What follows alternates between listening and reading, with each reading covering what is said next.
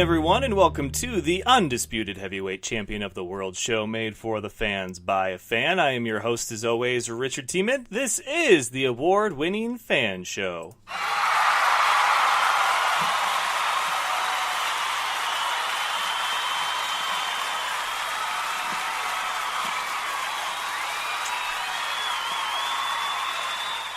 Thank you very much for joining me. We are starting a little early today because I have somewhere to be at 5 Pacific time. And hint, it's my job. Scheduling's all screwed up this week, so my apologies. But we've got plenty to talk about. Everyone's a fan of something, and we have got something for every fan, including, speaking of who just dropped by, I see it in the chat there. If you're a fan of Game of Thrones, to any capacity, you need to go and check out Ken Walton. I think I posted on Facebook to go friend him, and you can, but his posts are public, and he does a review on Game of Thrones after he's completed each season, and he's watching them all for the first time. Like, I'm rewatching all of them right now with my wife. We've been binge watching. We just started season 6 last night. But he's going through each one for the first time, and they are hilarious. The best reviews that you will ever read about Game of Thrones. So, Ken, thank you. Those have been a real treat. I appreciate all that you're doing. And we're going to try to do something with him in the fan show probably next week before the big final season. The final season, that's right. So there's your pop culture news fix for the day, is that Game of Thrones, the final season, it's about to air, and we're going to welcome Ken Walton next week and get his thoughts. Because he'll probably be done and caught up by then and get ready for the last season with us. But it's funny. I love knowing people like that. He's a hell of a football player, too. But Ken has decided that he wants to share his thoughts on the world of pop culture, being in the form of Game of Thrones reviews. In other news, we got a lot of stuff coming up for headlines. And if you'd like, because I know that Thursday some of you were not able to join us for the big 400th episode. This is episode 401. On to the next 400, as we say, or we're going to try to at least get to 500. I feel like that's a attainable goal. We'll start with 401. We'll see if we can do 402 and 403 this week. We should be doing a wrestling special, which may substitute one of our regularly scheduled shows since it is WrestleMania week. I will welcome back the Sports Guy right now. That's scheduled for tomorrow. And then because BattleBot season, they're about to start the tapings, I'll probably welcome back creator and founder Greg Munson to talk. So there's a few things on the horizon for the fan show as far as not football, but more nonsense, if you're interested or intrigued by those. So let's go ahead. Let's do the headlines. Let's hop to it.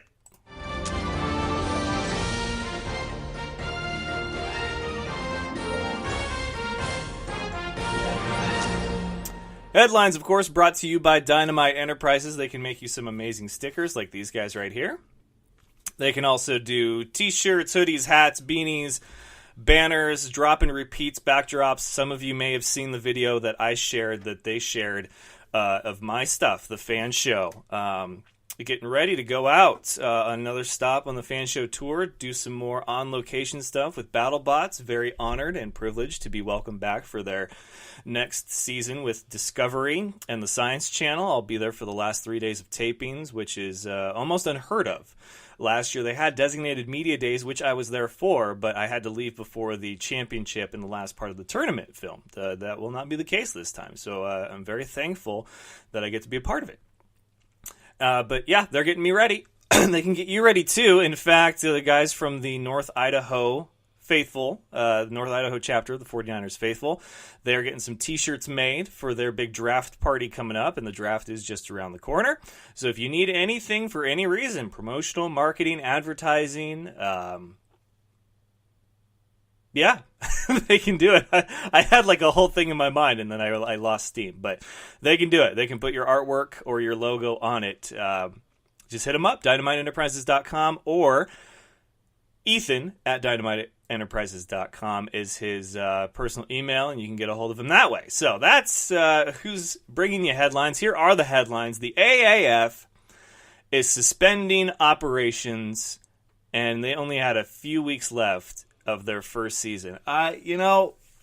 When it comes to stuff like this, it seems like the cynics always win, right? That you look at something that is a copy, sort of. Okay, the concept is the same. It might not be the same.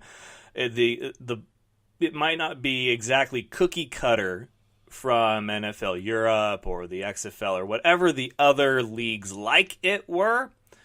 Concept is the same. They were trying a farm or developmental league for the NFL. And it's easy to be a cynic about it. It's easy to be pessimistic or skeptic about things that have failed in the past that are similar. And so that's the easy thing to do. What's hard to do is put your faith in something and say, no, I think this time they're going to get it right. And I was one of those people. I will wholeheartedly, openly admit it that I was one of those people. I admit it. And so now they're going to suspend operations, which I guess is not the same as folding. So there's a big question mark around what is going to happen with the AAF right now. I don't know, but that's the news that I woke up to, was that the AAF was going to suspend its operations, and this was the week that people didn't know if we were going to have an AAF anymore, and now it looks like we're not. I'm just, it's one of those things that I wish people had a little bit more faith in stuff like this, because, as I said, it's so easy to be the skeptic. So easy to say, it won't fail. It'll fail because they've all failed in the past. But to be the person that says, well, what if this one's different? That's the hard thing. That takes guts. I don't know. Optimism. I don't know. But I feel bad for the guys that believed in this. And, of course, Jose Jefferson, when I was down at CGS, we were talking about it because there were supposed to be some scouts from the AAF down there. And they didn't show up, and he was wondering, where is the money going to come from? Because they were putting so much into marketing and advertising, making sure that they had jerseys to sell and coats and hats and helmets, and they made it look really good. Like it had every look of a professional product ready to put out on the field. And his big question was, where is the money going to come from? And, of course, they had an issue that first week or two with the paychecks and so forth and what was going to happen there. And now it's like, okay, there's the red flag, but let's just see, because these things oftentimes will have hiccups. But here's from ESPN. After 8 weeks of games and less than one season into the Alliance of American Football's existence, league owner Tom Dundon has decided to suspend all operations. League co-founder Bill Polian confirmed to ESPN's Chris Mortensen on Tuesday. It's today. Quote, I am extremely disappointed to learn Tom Dundon has decided to suspend all football operations of the Alliance of American Football. Polian said in a statement, when Mr. Dundon took over, it was the belief of my co-founder Charlie Ebersol and myself that we would finish the season, pay our creditors, and make the necessary adjustments to move forward in a manner that made economic sense for all.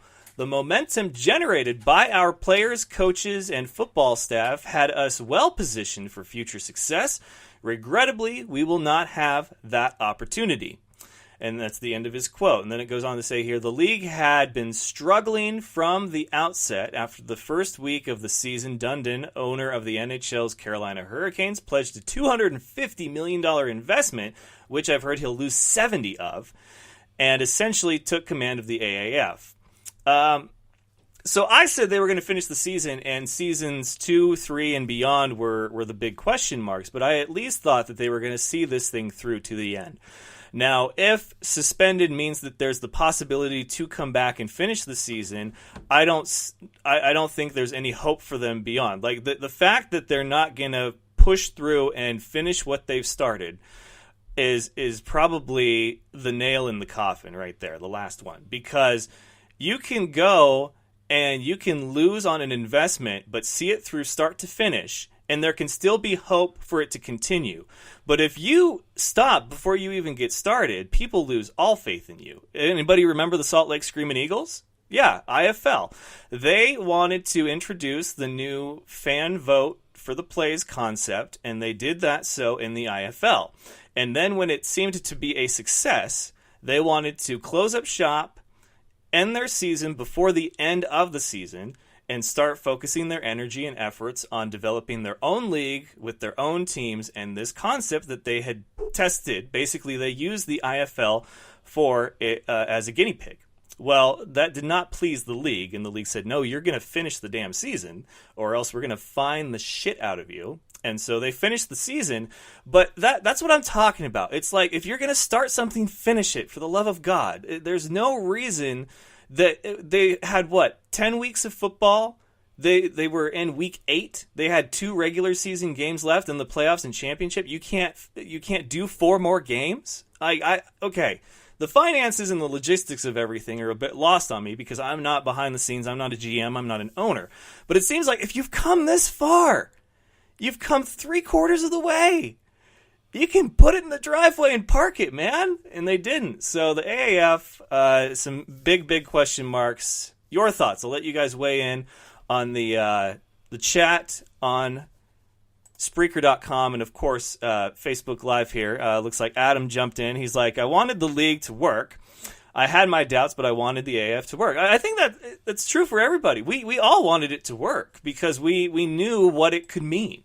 What it could mean for future talent. They had already taken a few guys from the indoor and arena level and were playing them and developing them. And we were like, oh my God, they're finally going to get their opportunity. They're finally going to get their shot. Like, this is it. And now that's gone. And I want to say that the NCAA and college football had something to do with this, that whole NFLPA.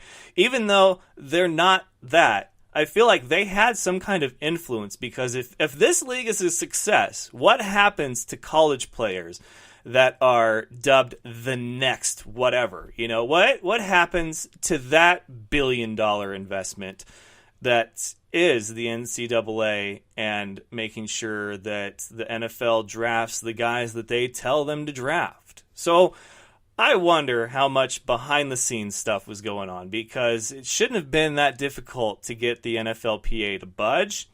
And so I doubt we've heard the end of this. I really do. But there's my big question. So you guys are welcome to weigh in your thoughts on the AAF. Will we see it again? Will they find a way to finish the season? I mean, granted, the announcement was made today, and it would take an overnight miracle to see them play this upcoming week and then whatever. I haven't checked the app since the news came out. Let's see if there's anything on the app or if it says closed for maintenance.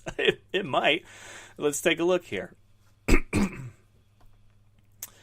It still says that the upcoming games, here's the Alliance app right here, it still says upcoming games are on the 6th. They've got the Express and Commanders. They still got the stand. I love that it took them this long to get an update where it showed you the standings. So it's whatever. But man, I had a lot of hope in this. The good news, though, is that if there was a team that you like and you didn't get merch, there's going to be a hell of a clearance sale going on. You'll be able to get that for next to nothing. So I might get a hat, a shirt, and a jersey from all 8 teams for like $10. I don't know, but jokes aside, I feel really bad for the guys that this was their last shot. Maybe it was their first shot. Maybe they got hurt after they got drafted, or things didn't work out on the practice squad or whatever. But I feel for those guys. I feel the same way that I did when the CIF decided to file a lawsuit against the Bloomington Edge and the West Michigan Ironmen. That's how I feel, and they ended up winning. It wasn't, you'll play for us or no one, it's you're not going to play at all. And all those players, those coaches, that staff, those fans, they didn't get to have a season. They didn't get to have football. They had to go and hopefully find homes somewhere else, and I hope that they could. But it was ugly situation, and this I feel is an ugly situation as well. Adam says, "Woo, Stallions jersey for $20." Bill is weighing in here. Hey, Bill, good to see you. First time he's jumped in on the chat. Bill says, "We all wanted it to work, but it will take tens of millions to get through the 4 remaining weeks. They have hundreds of unpaid vendors at this point." Which, okay. That makes sense. Like I said, I'm not a financial or a logistics guy. I don't see their Excel or their spreadsheets that says we have this much and we owe this much. But I just really wish that they could have found a way to make it work. The last, finish what you start. I hate the XFL. They finished the whole season. They went start to finish. They didn't have one after. They're coming back next year, but it blows my mind that this league essentially had to have learned something from the XFL, because even the XFL has learned things from the XFL, right? And that's why they're going to do things differently. I just cannot believe that they let this happen. All the hype, all the marketing, all the advertising, and now with 4 total weeks left, 2 regular season, a playoff, and a championship round, and they couldn't do it. Oh, man. Blows my mind. So you guys can weigh in more of your thoughts on there. I appreciate the feedback so far. And I'm sorry if I'm shouting into Facebook. I re-listened to one of my Facebook Lives the other day, and I was like, God, I'm yelling at them. I don't mean to. We had our Outstanding Players of the Week today. In case you missed it, you can go check the Facebook, the Twitter, and the Instagram. I think I have one more to upload to Twitter and Instagram, though, and that's the offensive one. Our special teams, our Outstanding Special Teams Player of the Week. Congratulations to Diego Marquez of the Tucson Sugar Skulls. And I felt that this one was a no-brainer. He only made 1 for 3 of his field goals, but it was a 45-yarder. I mean, that was damn near worth our Kickers Need Love To moment of the week for Week 6. That was a banger. And then he went and he did a scoop and score. It was a bad snap, jumbled snap, and normally this is where you hit the panic button. But man, he charged for the end zone and he got in for the score. So what would have been 9 points was an extra 6 for him because he made the point after that too. And so he scored 15 points for his team, and he was 6 for 6 for extra points, and then, or 9 for 9, I think, for extra points. And then he had a long of 45 yards. So congratulations to Diego Marquez for being outstanding this week. I thought that was a really good moment for those guys. And then defensive, Zack Allen, former Iowa Barnstormer. He now plays for the Sugar Skulls as well. He had a hell of a game against San Diego. He had 6 tackles, 3 tackles for a loss, 2 sacks, including 1 for a loss of 21 yards. And they don't even list that in the stats on the IFL's website. I had to message him, be like, dude, did this count or not? He's like, it counted. I'm counting it too then. And then he had an INT. So he had a phenomenal performance as well. He is your Outstanding Defensive Player of the Week. And he's actually who's my guest today, Zack Allen. And then offensive, for the first time ever, we have a 2-time and now a back-to-back Outstanding Player of the Week, and that is DeQuan Neal of the Iowa Barnstormers, and he had another great performance. It was a really odd week in the IFL. We saw some things that we haven't seen in a while, if ever. There was an onside kick, and if you're an IFL or indoor veteran and Wikipedia, I need to know when the last time there was a successful onside kick in indoor ball, because those are hard as hell. It's hard enough at the NFL level, and you're talking about walls and a field a third the size of a regular NFL one. Cody Barber and Levi Copeland on the kick and the recovery for Green Bay. They were down 18 points, and they came back and they won it. That was crazy. That was absolutely crazy. Or no, they were down 12 points. 12 points, I'm sorry. And they came back and they won it with a minute left on 4th down. That's why I love IFL. That was definitely one of my favorite games. And we can go over the scores now and make sure that you guys are all up to date. And let's take a look here at the chat real quick, see what we've got. Adam says, so do we consider the Orlando Apollos the default champion? I would. Why wouldn't you? I mean, that's a no-brainer for me. They had the best record. They lost 1 time, and since then they bounced right back. Yeah, no doubt. Bill says this league should never have failed. All comes down to money. Completely agree, Bill. Completely agree. Shouldn't have failed. Like I said, how can you not learn from the XFL or even other failed developmental type leagues. How do you not learn from NFL Europe or USFL or whatever it was? But each failure is supposed to present the opportunity for success, right? Let's see. Adam says kickers rule. How many points do you think the Rattlers will run up on the San Diego this week? If it's a drinking game, I wouldn't. If you're playing a drinking game where you're drinking for every touchdown or point scored, I would advise against it because it may not be well for your health. But I would say, God, man, and I don't pick games here for the IFL. I don't. But San Diego's got to come out with something. Now, granted, it was a game between Sioux Falls and Arizona, and I wonder what would have happened if their center wasn't brand spanking new, because their defense did good. It was the first time I think either Ziemba or Reed had interceptions. Ziemba had 2 of them, and Lorenzo Brown had a couple of interceptions himself. So it was a very defensive heavy game, and I thought it was very well. Something about Arizona in the second half of games, though, man, they turned it on and they cut loose. Like, if you have to settle for a field goal going into the half against them, or if you leave points off the board going into the half and they have the lead, it's done. Because they come out of that second half and they go. They're gone. Let's see here. Adam says, I'm going to say 97. Oh, geez. Adam, really? Adam's guessing 97 on the point score. But let's go ahead. We'll recap, and then we'll hear from Mr. Zack Allen on this special little early edition of the Fan Show. So we had all 10 teams in action. We had 5 games. I loved it. We had a Friday, 2 Saturdays, 2 Sunday games. And so the weekend started, Quad City hosting Green Bay. 29-26 was your final. Green Bay would come back to win with 1 minute left, being on 4th down, 4th and goal. And they would need not only an onside kick, but then to score right after, and they did both. I mean, it's your number one play. It's a 2-parter for this week's Fan Show Top 10. Amazing job there by Cody Barber. Then we had Nebraska Danger in Bismarck to take on the Bucks. And this was all Tommy Armstrong, man. Sap Lynch didn't really see hardly any action. Quincy Walden, though, had one hell of a kick return. I mean, he was so far back in his own end zone, I feel like you have to count that as a 60-yard kick return instead of a 50. That was all Nebraska. 50-35 is your final. Then Iowa in the Iowa Bowl against the Cedar Rapids River Kings, 41-20. Now, this one started slow. They were close in the first half, and then just like Arizona, Iowa turns it on in the second half, and it was all downhill.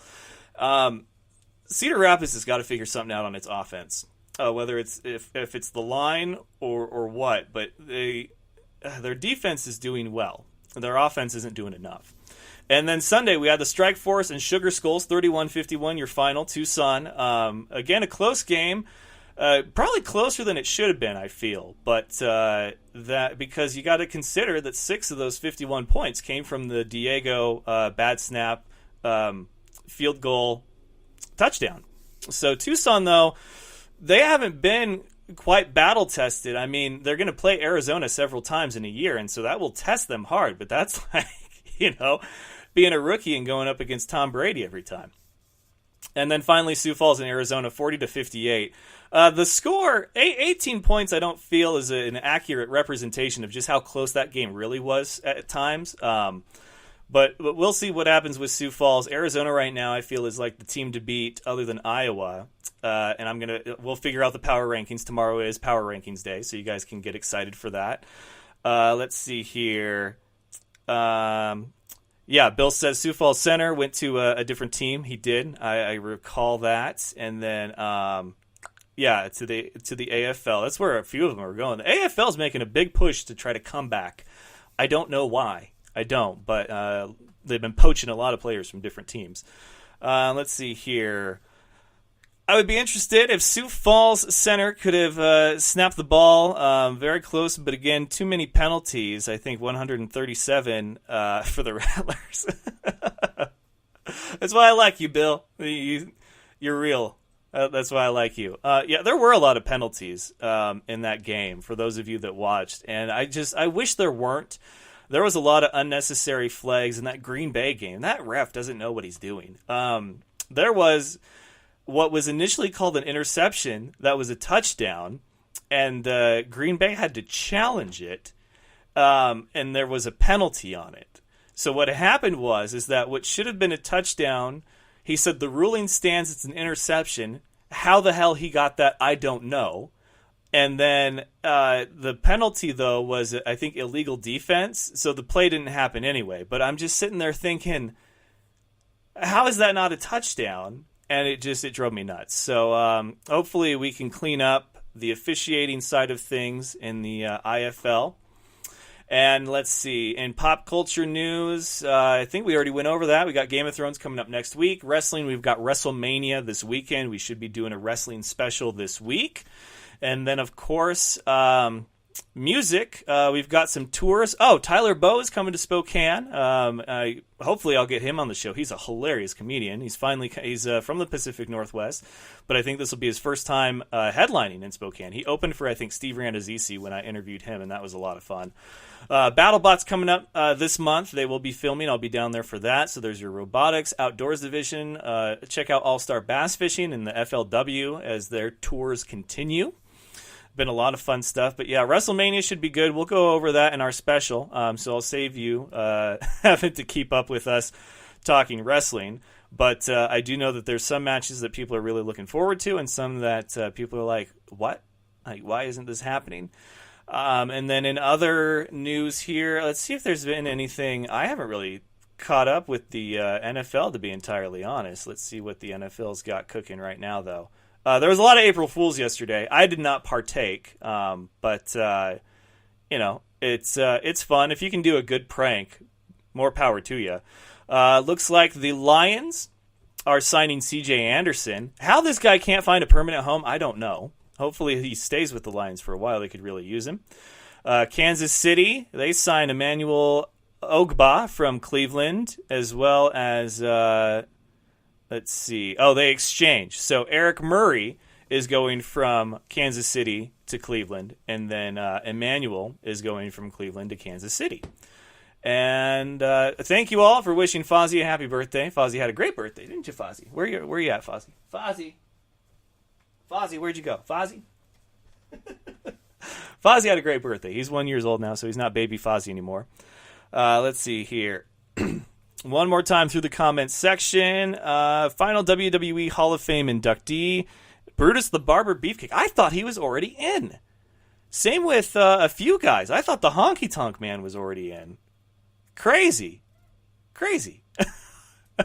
The more you know, right? All right, folks, so go ahead and click that link and listen to my conversation with our outstanding Defensive Player of the Week, Zack Allen. Might wrap up a little early today just because I got to get out of here and go do that work thing. But hopefully the schedule is just wonky for this week. But I do want to thank you all for joining me on the chat, the Facebook Live.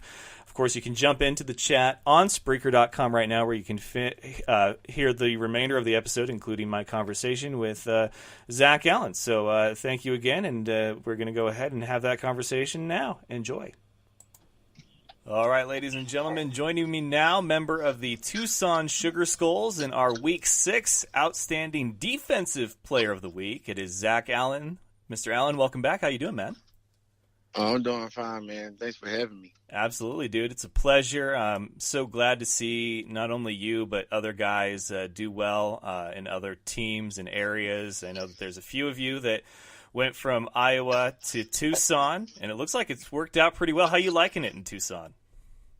Oh, I'm living it out here in Tucson, man. Great scenery out here with the mountains in the background, good weather, great people around here. Good facilities, good coaching staff and the interns.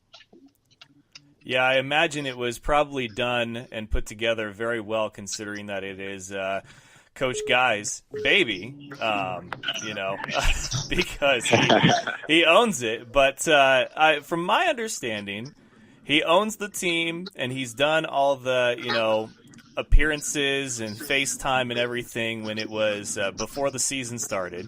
But now that the season is kicked off, he is pretty much all Arizona Rattlers, and you guys, of course, have Coach Coleman and your own kind of front office and everything. Is that how it's been, or has he been more involved than people are led on to believe? I mean, he stops by, but we deal a lot with his wife. Like you said, he's the head coach of the Rattlers. But he'll always give us full support and everything we need, up until we pay them. But other than that, he's very supportive, and he uses to stop in when he can. But other than that, he's very supportive. Well, it's good to hear. I'm glad to see things going so well for you guys and the franchise. What's it been like working with Coach Coleman as not just the defensive coordinator, but as your head coach now? I mean, it's still the same, man. Coach Coleman's a great guy, man.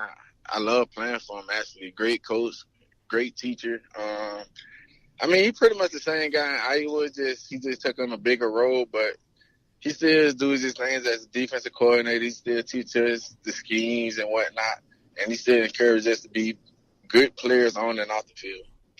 Which is good because it looks like you guys are definitely doing your part in the community. Obviously, you're taking care of business out on the field. And what was it like for you guys to play Arizona that first time? Obviously, that's been your only loss this season, but that's a rivalry that a lot of people have been excited for, even though we haven't even seen it yet until that game. I mean, it was great. Being that it was the first in-state rivalry for many more to come and years to come and whatnot. But it was good to play against one of the best teams, to kind of see what we was as a team, ourselves. I mean, our first two games, they were opponents, but, I mean, like one of the best teams in the IFL. So, I mean, it was good to get a chance to play against one of the best teams in the league and see how we compete and stand up against them. Yeah, you guys are going to be very battle-tested, as they say, since you guys will play Arizona several times this season, being so close. But, of course, to be the best, you've got to beat one of the best, and they are one of the best right now. But, hey, let's talk about this last matchup. You had San Diego. You got 5 tackles, 2 tackles for a loss, 2 sacks, an INT, and one of those sacks was for about 21 yards. Your performance was incredible.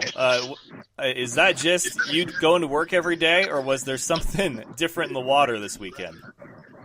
I mean, it's pretty much the same week in, week out, man. San Diego was a great opponent, not to take anything from them, but honestly, for me, I get a lot of credit to my coaches and my teammates because Coach Coleman and Coach Nelson, they put me in a position to make the plays, and my teammates, everybody did their job and executed the scheme. So therefore, I mean, I made a couple plays, but it ain't all about individual awards. It's about a team. So if it wasn't for those guys, I probably made some of the plays I did make. Obviously, you got some help there with Keith Jones Jr., another guy from Iowa who's been doing his part. He had there's a few photos I was flipping through, and I saw him with his helmet off and a referee holding him back. It seems like you guys were in the zone, you were locked in, and you just had a great performance all around. What's your feelings now that we're about a quarter of the way through the season for this team and its potential and where you guys are at right now? I'll say we where we want to be, but I mean, there's always room for improvement. I mean, we know moving forward that this road only gets tougher. So moving forward, we're just looking to come together, band together as a team, and prepare for the long stretch. I think we got like 8-game stretch. Yeah. With no 5 weeks. So we just preparing together, keeping our bodies healthy, and just looking forward to winning as many games as possible during the stretch and trying to place high in the seed for the playoffs. Now, I know that Coach Guy likes to have his practices outdoors to condition his guys, and then obviously it's a nice treat to play indoors when it's like 110 outside. Does Coach Coleman have you guys practice outside too? Yes, we practice outside also. Practice in the mornings usually, kind of before the sun comes out, but we definitely get some of that heat. So it definitely helps us when we go back inside because we feel like we're in better shape than most teams, especially at the end of the game when everybody's tired. That's when the mentally tough kicks in. So practicing outside definitely helps us with that a lot. Well, that's good, man. Have you missed the Iowa winters at all? Honestly, no. I mean, I'm from Florida, so it's sunny year round. But I went bad. I definitely like the culture changing or whatever, but nah, I prefer the Heat. Okay, so on that note, I got to ask you because you're one of the only guys that could probably tell me honestly. There's a lot of humidity in Florida, obviously, and then when people go to Phoenix, they say, "Yeah, it's hot, but at least it's a dry heat." Is that fact or fiction? Like, does it matter, or is it if it's hot, it's hot? Oh no, trust me, it definitely is a difference. I mean, it could be. I say for me personally, it could be like 85 in Florida, but in Arizona, that 85 is different than our 85. Our 85 feel like 110 itself, but in Arizona, they 100 is just dry heat. Like I feel like they heat don't make you sweat. I would say in Florida, if you stand outside for like 3 to 5 minutes, you will begin to sweat. Like that alone should show you like the different heat index alone when it comes to humidity. Well, I'll take your word for it, man. I've been to Phoenix a couple of times, and yeah, it is hot. And look, nothing against you guys, but if I had to pick where not to have the United Bowl, I would definitely say let's try to avoid Tucson or Phoenix because that first weekend of July in Phoenix or Tucson, I imagine would be a little up in the upper hundreds. Oh yeah. I mean, I've been hearing that a lot. To me, this is my first time being in the West. I keep telling people like, man, it's cold out here. Like, I didn't think it'd get cold in the desert. Like at night when the sun's gone, it's literally cold to me. I'm like, I thought it'd be hot year round. Like, always hot. I definitely didn't think it ever got cold out here in the desert. Yeah, it does. It can cool off quite a bit, and it's interesting that you say that because a lot of people don't realize it. But either way, you're enjoying the hot, sunny weather as opposed to the cold, frigid winters. At least we're in springtime, though, so that means that no matter where you guys go, it's going to be a little bit nicer weather. But you play indoors, which is always a treat, and you guys have been really great all season. I think you have two great quarterbacks in Matt Barrett and Jake Medlock. You guys got a couple of offensive weapons there in Mike Jones and Sampson and, of course, Currington. But your guys' kicker scored his first career touchdown, Diego Marquez, on that bad snap. What was that moment like for him to celebrate with his teammates? Man, it was great, man. It was great for us all, man. I mean, we all was happy for Diego. Like you said, it was a bad. Well, I ain't gonna say bad play, but mishandled snap. I mean, Diego was just in the perfect position, and he did what anybody else would have did was to pick up and run for his life. So to see him get that touchdown, man, it was definitely great, man. It definitely gave us a lot of motivation and confidence and momentum moving forward throughout the game. Yeah, I think it was a huge thing for you guys to get that. And it acted like it was almost planned that way because he just scooped that thing up and he dove in. But he's kind of a bigger kicker, I've noticed. He's kind of a bigger guy. And so defenders were probably a little hesitant to try to bring him down on that one. But, hey, man, congratulations on the start to a brand new season as an expansion team. You guys are doing real well. How would you say the community has received you guys? It looks like you got quite a few fans in there, your two home games that you've had. Oh, yeah, man. Oh, yeah, I definitely like to personally thank the city of Tucson, man, because they definitely took us in with open arms, and they definitely give us support, man. If they see us out in the city, people speak, you know what I'm saying? They talk to us, they could congratulate us and tell us how excited and how proud of they are of us. They definitely work with us with open arms, man. I greatly appreciate that. That's good to hear, man. It's always a big bonus when the community accepts you and loves you guys, and they come out. Your fans they look dressed up and they look fantastic when I watch from home with the makeup and everything. So I'm really glad that that's worked out for you guys, and I think you have a lot of the right pieces in place in the front office, and obviously Coach Guy is probably going to spare no expense making sure that this thing runs smoothly and without a hitch. So I'm glad you're part of a great, what looks like a great franchise, and that you guys are obviously getting the wins in the column that matters, and we'll hopefully see you guys in the postseason. But hey, man, congratulations again, and outstanding performance this week. Yes, sir, man. Thank you for the honor and appreciate you. Absolutely, man. Thank you for taking the time, and tell the rest of the guys I said hello, and then we'll talk to you again this season, I'm sure. But keep balling out, man. Yes, sir. Thank you. Will do. All right. Thank you. And one more big thank you to our outstanding defensive player of the week, Zack Allen.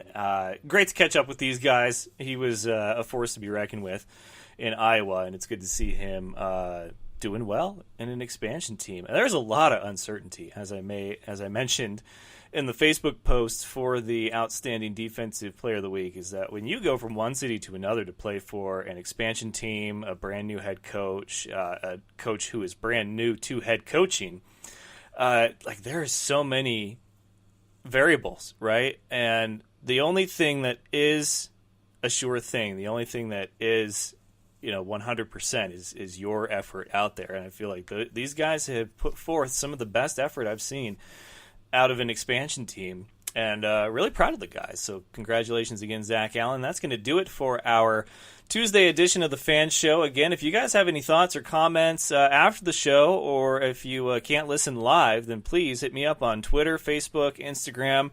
You can text me, you can email me. Of course, Twitter is @FanShowOfficial. Facebook is facebook.com/FanShowOfficial. Instagram is The Fan Show, and you can email me, richard@thefanshow.com. Now, if you can't listen live and you'd like to subscribe, we have one of many platforms available to you. Hopefully, it's all of the major platforms out there. I believe they are. That's iTunes, Spotify, SoundCloud, and iHeartRadio. And then, of course, we broadcast to you live from Spreaker.com every Tuesday, Wednesday, and Thursday. We try for 7 Eastern, 4 Pacific, but sometimes it's a little earlier. Maybe sometimes it's a little later. Nonetheless, though, you will most likely get 3 episodes a week out of us for about 45 to 50 minutes, sometimes a little less, depending on scheduling. But we want to bring you the best coverage we can for all things football and nonsense. Like we say, everyone's a fan of something, and we have something for every fan. So make sure that you have subscribed, that you've liked, that you've shared, that you've laughed. We've got top 10 that's out there. Yesterday was posted from week 6. It's a good one. Go and check it out on the Facebook page. You can also subscribe to the YouTube channel. We've got the brand new Outstanding Players of the Week. So please go like, share, and enjoy all things The Fan Show. Until next time, ladies and gentlemen, best of luck to you and yours. Go Niners, and remember, of course, it's all fun and games until you butt fumble. Good night, folks. Do you remember the time that Mark Sanchez ran into his own player's butt? That was funny sports. Thank you for having me on the show, man. I love the Fan Show.